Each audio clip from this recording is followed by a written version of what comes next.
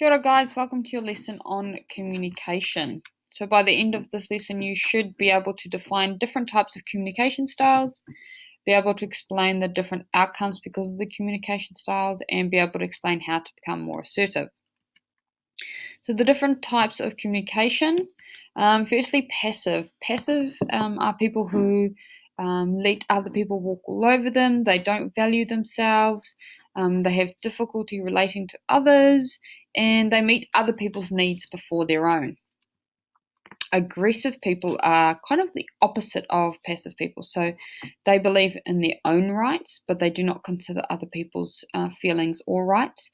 And yeah, so they just really think about themselves.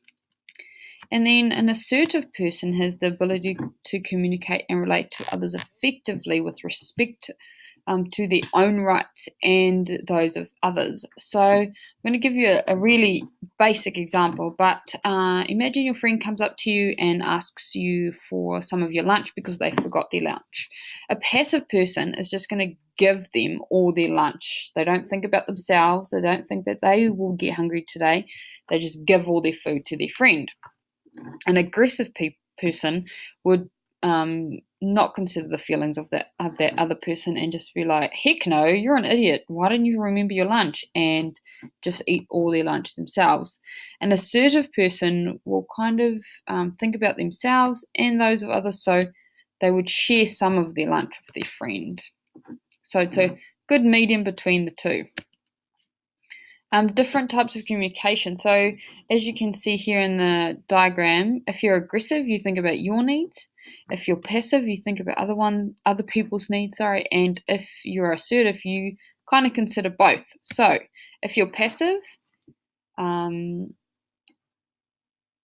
lose. So if you are the person that's being passive, I lose and the other person wins. If I'm aggressive, you lose and I win. And if I'm assertive, both people win. So it's a good way to be. So what are some positive outcomes if you're assertive? You have high self-esteem and confidence, so you feel good about yourself. You are respected by others because they can see that you can communicate effectively. Therefore, you become a better communicator. You form closer relationships, and it's easy to build new friendships. Thank you, guys.